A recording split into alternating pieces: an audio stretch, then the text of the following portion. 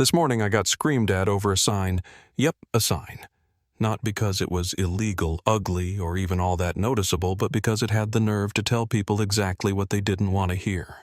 Our HOA president, picture someone who dresses like they got lost in the clearance aisle and just gave up, comes stomping up my driveway in flip-flops, waving a clipboard like it's a badge, yelling about community values.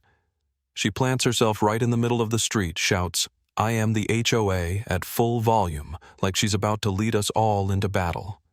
You'd think I'd spray-painted something nasty on her garage, but honestly, all I did was put up a basic no entry sign at the edge of my property.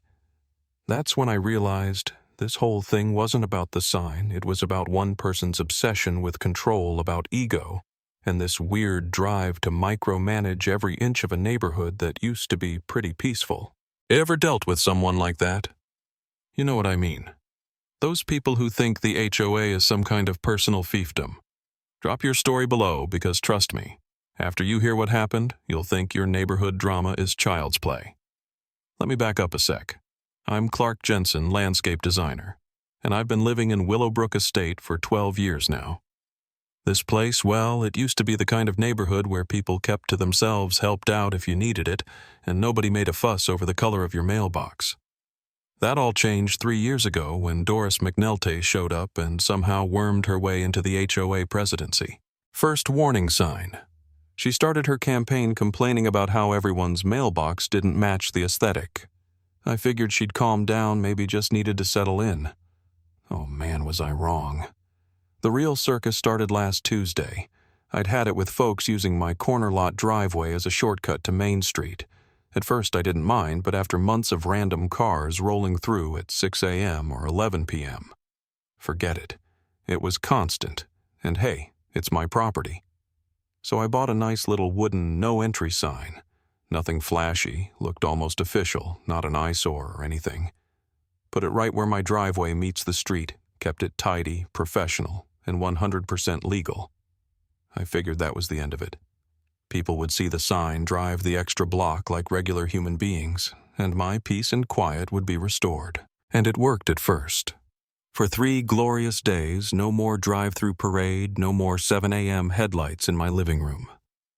Then Friday rolls around, and here comes Doris stomping up my driveway with the determination of a general going into battle, except, well, imagine the general forgot to iron their uniform. She gets within 5 feet, doesn't even say good morning, just barks, "Are you the homeowner?" "Yes, ma'am, I am. Can I help you?" She whips out that clipboard and waves it in my face like she's about to write me a ticket. "I'm Doris McNulty, president of the Willowbrook Estate Homeowners Association, and I'm here about that sign you put up." She points like she just found evidence of a crime. "This sign is in violation of our community aesthetic standards and needs to be removed immediately." I'm staring at her, genuinely confused. "What violation?" I ask. "It's on my land." She turns. Beet red starts flapping her arms and screeches, "I am the HOA president. You have to listen to me." Then, like she's lost all sense of adulthood, she pounds on my garage door with her fists, bam, bam, bam, then stomps into the middle of the street waving her flip-flop around like she's at a rodeo. Neighbors start peeking through their windows. Mrs. Patterson's behind her curtains. Mr. Rodriguez is standing there, mouth wide open. Doris. She's oblivious, just shrieking about her authority, demanding obedience, making a scene for everyone. I figured you know what, I'd better record this, so I pull out my phone. Just documenting for both our safety, I say, trying to stay calm. That only makes her madder. "You can't record me. I'm the president." She's got the attention of half the block now, dogs barking, kids rubbernecking, and you can bet someone's recording from an upstairs window. After about 10 minutes of this, Doris finally remembers she's in public and marches back over, trying to look in charge. "You'll be receiving an official letter from the HOA board tomorrow," she declares, still clutching her flip-flop. "And if you don't remove that sign within 72 hours, you'll face serious consequences." Then she storms off, jumps in her old sedan, and peels out like she's on the run from the law. I'm just left there thinking, well, this is going to be good. Sure enough, the next morning I find an official-looking envelope from the HOA in my mailbox. pour myself some coffee, sit at the table expecting some stern legalese. Instead, comedy gold. The letter typed on HOA letterhead reads like it was written by someone who'd never heard of spell check or grammar. You are in violation of community aesthetic standards. Yes, standards. Cites Regulation 3.4.1, which I've never heard of and doesn't exist, threatening $200 a day fines if I don't comply. Misspells president in her signature. It's like a fifth grader's first attempt at bureaucracy. Now I could have just ignored it, but then I had an idea. If Doris was going to send out official letters that read like ransom notes, maybe the whole neighborhood should see them. So I scan it, blow it up to poster size, frame it nice and big with a fancy mat, and set it on an easel right by the sidewalk. Within an hour, neighbors are stopping by, taking pictures, laughing. Mrs. Patterson actually brings her grandkids over.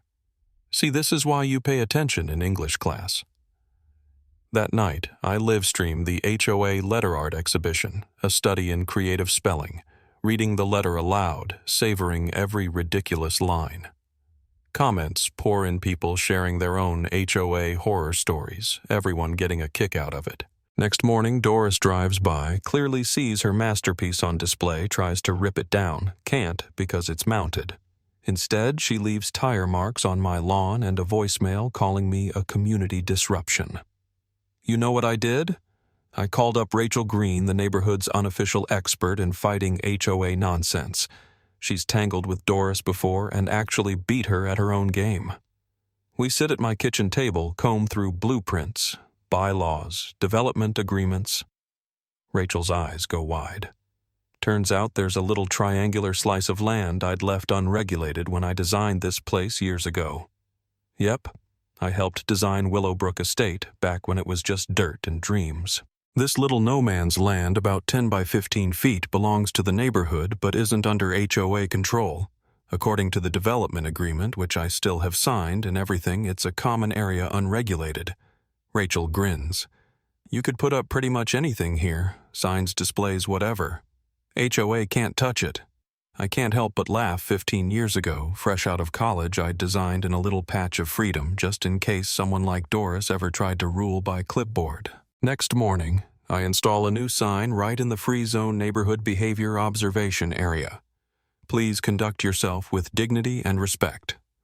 Professional, classy, totally legal, and 100% guaranteed to send Doris around the bend. Sure enough, Doris comes stomping up, sees the sign, and her face does this slow burn from confusion to anger to pure fury. You can't just put up signs wherever you want, she yells. I smile, sip my coffee. Actually, according to the original subdivision plat, this spot is outside your authority. For once, she's speechless, at least for a second. But Doris doesn't back down. She calls an emergency board meeting, hires guys to measure my grass, photograph weeds, document everything like I'm public enemy number one. So I turn her compliance checks into a party hire, a DJ blast, classical music, live stream, the inspections with soundtrack. The whole neighborhood gets involved, people bringing coffee, cheering every time the inspectors show up. The guys doing the measuring are so embarrassed they ask me to turn down the music. I tell them, sure, once Doris calls off the inspections. By the end of the week, it's a neighborhood tradition. Doris drives by glaring, but all she's managed to do is give us a reason to come together and laugh. Friday. Doris knocks on my door folder in hand, declares there'll be an emergency HOA meeting. Sunday accuses me of disruption, gestures wildly at my sign, the music, the crowd, the DJ. You're going to answer for all this, she yells, looking more unhinged by the minute. This place was peaceful before your little rebellion. I try to reason, but she storms off, muttering about showing everyone who's boss. Sunday comes and the community center is packed. Even the local news is there. Someone tipped them off about the property rights battle. I keep it simple in my interview, just trying to protect my home within my rights. Nothing wild. Inside, Doris kicks things off. Rants about order values, the need to suppress troublemakers. Then it's my turn. I stand, show the original blueprints, my blueprint sign dated. I designed Willowbrook Estate 15 years ago, every curve, every tree, every little detail. That triangular patch, I built it outside HOA jurisdiction on purpose. The crowd is stunned, and you can see Doris's confidence melting away. Frank Mulligan, a board member, stands and drops another bomb.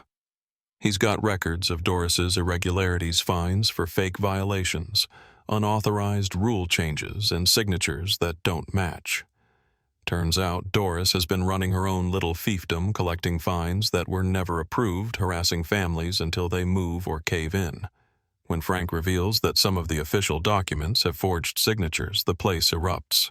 Even the reporter is wide-eyed, sensing a real scandal. Doris tries to interrupt, screeching that she's the president, insisting her authority is absolute. But it's over. The board votes unanimously to remove her, refund the fines, and report everything to the authorities. The applause is loud enough to rattle the windows.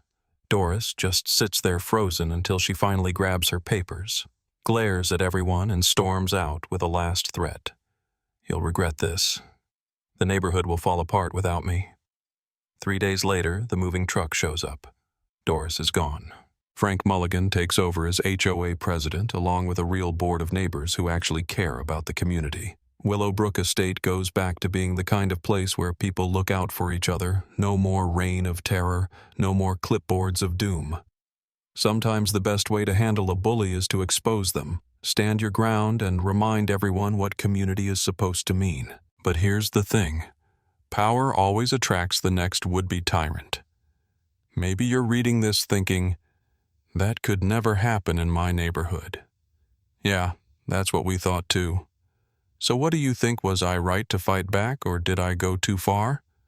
What would you do if someone like Doris tried to run your life with a clipboard and a bad attitude? Share your story.